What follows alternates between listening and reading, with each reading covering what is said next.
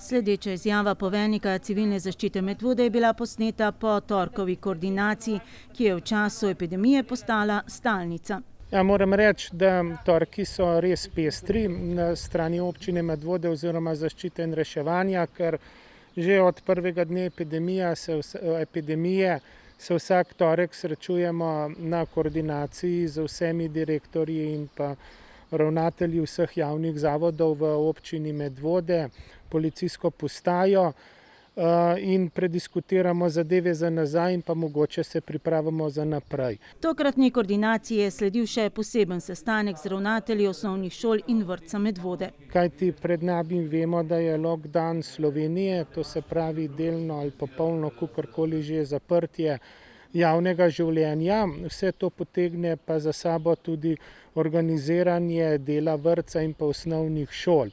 Tukaj recimo v vrtcu bo potrebno zopet sprovesti načrt interventnega varstva otrok, kajti vrtci so uradno zaprti z izjemami tistih otrok, katerih starši delajo v kritični infrastrukturi.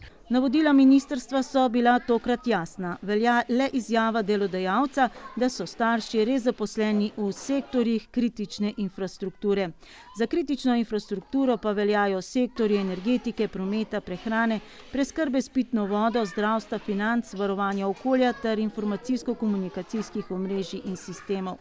Dejstvo pa je, da se velik del gospodarstva ne bo ustavil, saj je zaustavitev proizvodnje le priporočilo, ne pa tudi z ukrepom odrejeno. To se je pokazalo kot res eno tako ozko grlo, ker skoraj vsa podjetja bodo obratovala, mi pa jim ne moremo zagotoviti varstva.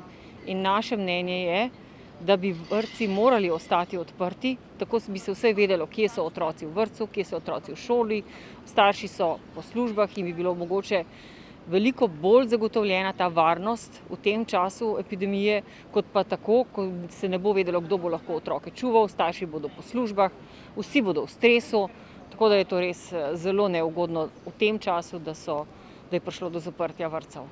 Izjem ne bo? Izjem ne bo. Inšpekcije imamo na vratih tedensko, preverjajo vse sezname, tako da se res ne bomo se tudi malo ne prepuščali kakšnim naključjem, kjer ni potrebno. Do interventnega varstva je tako torej upravičenih le 50 otrok in vsi bodo nameščeni v matični enoti na Ostrovrharjevi, kar je, tako Epihova, slabša možnost, kot bi bili varni mehurčki po vseh enotah, kar je bilo omogočeno ob prejšnjih zaprtjih.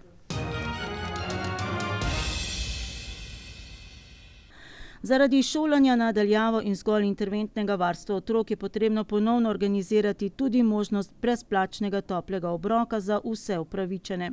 Večinoma osnovnih šol bo kuhala za svoje, če slučajno katera ne bo, se bo obrnila na sosednjo osnovno šolo oziroma na vzgojni zavod Smlednik, tako da smatram, da so te zadeve vse urejene in da bodo potekale brez problema. Topli obroki so bili in bodo poskrbljeni za vse tiste socialne skupine, katere potrebujejo to pomoč vsakodnevno.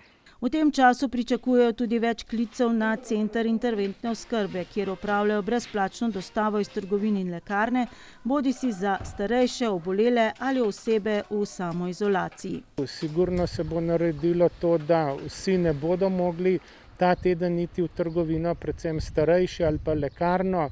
Zato imamo v planu tudi ojačanje ekip, ki bodo delovale v ta namen. Če bo potrebno, bomo ojačali, drugače te ekipe delujejo. Tokrat občani ne morejo pričakovati, da bo interventna oskrba poleg hrane in zdravil vključevala tudi knjige iz medvoške knjižnice. Prvič se je namreč v času razglašene epidemije zgodilo, da bo knjižnica Medvode popolnoma zaprla svoja vrata, tudi za brezstično izposojo. Možno bo le vrniti izposojene knjige v nabiralnik ob stranskem vhodu. Naša knjižnica prvič, odkar je epidemija, torej od lanskega marca naprej, smo vedno nudili storitve našim uporabnikom, vedno so bile na voljo knjige. to pot je odločitev našega Ministrstva za kulturo, da te storitve niso dovoljene. Ves čas pa bomo omogočali vsem, ki želijo, da knjige prinesejo v knjižnični nabiralnik, ker bodo tudi s tem nam pomagali, ko se ponovno vrnemo prve dneve, da torej ne bomo preveč zasedeni še s tem. Jaz bi predvsem želel vsem, da ta čas preživimo dejansko v tem smislu, da se izogibamo gneči, da poskušamo se mogoče malo ponotraniti. Nazadnje pred nami je tudi praznik, ki nas k temu nagovarja, in da poskušamo že v tem mesecu, ki je pred nami, se dokončno spopasti s to epidemijo in začeti normalno živeti. V tem smislu smo se potem tudi mi odločili, da ne iščemo nekih obvozov. Svoja vrata pa bo do 12. aprila zaprl tudi Medvoški krajevni urad Upravne enote Ljubljana, ki deluje v občinski stavbi. Prav za vse, tudi tiste, ki ste morda imeli dogovorjen termin v tem obdobju. Vsi tisti, ki ste torej imeli datum v tem terminu, se morate na novo naročiti ali prek telefona ali preko e-pošte. Na ta način se lahko v tem času dogovorite tudi za ureditev nujnih neodložljivih zadev.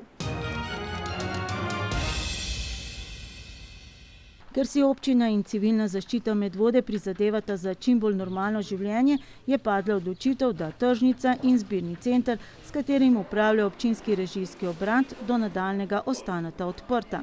Seveda apeliram pa na vse krajane, ki bodo v teh dneh na teh dveh lokacijah, da se res striktno držijo vseh ukrepov za preprečevanje širjenja okužbe s COVID-19. Krajani morajo biti pač pripravljeni na to, da jih bo mogoče na tržnici kdo opozoril. Moram reči, da je na tržnici tudi zapovedano maksimalno število ljudi. Naši fantje, ki grejo v pomoč na tržnico, te ljudje tudi štejejo in takrat, ko je dovolj prostora za obiskovalce, spuščajo naprej. Apeliram na vse, da ste strpni tudi do teh ljudi, da upoštevate te navodila, kajti trenutno drugače ne gre. V nasprotnem primeru se pa lahko zadeva samo zapre, žal. Normalno po objavljenem urniku naj bi v tem času potekalo tudi hitro testiranje v prostorih Kulturnega doma Medvode. Hitro testiranje bo potekalo normalno, tako ta teden kot drugi teden, tudi s tem, da je ponedeljek, ki je rezerviran za šolnike in vzgojitelje, prestavljen na torek, kajti ponedeljek je praznik. Poteka vse normalno, tukaj moram pohvaliti tudi zdravstveni dom Medvode in pa njihovo odzivnost, kajti vse teče hitro, brez kakršnih koli zastojev, tudi potrudijo se, da dobimo čim prej SMS nazaj na naš telefon, da izvemo rezultat. Tako da krajani, prosim, izkoristite to možnost in se pojdite testirati. Minulo soboto je bilo organizirano tudi prvo množično cepljenje s cepivom AstraZeneca in glede na odziv, cepilo se je kar 542 občanov, se poleg rednih terminov cepljenja načrtuje še kakšno dodatno množično. Tako da bi se probali v čim krajšem času, glede tudi na državno strategijo, da prihaja v mesecu aprilu kar nekaj tisoč cepiv v našo državo, to tudi čim prej urediti in se vrniti s tem verjetno v normalen ritem življenja. Ste se vi že cepili? Da, kot kritična infrastruktura sem imel to možnost. Cepil sem se v soboto. Moram reči, da nekih postsimptomov nisem imel in priporočam vsakemu, ki ima to možnost, naj to izkoristi.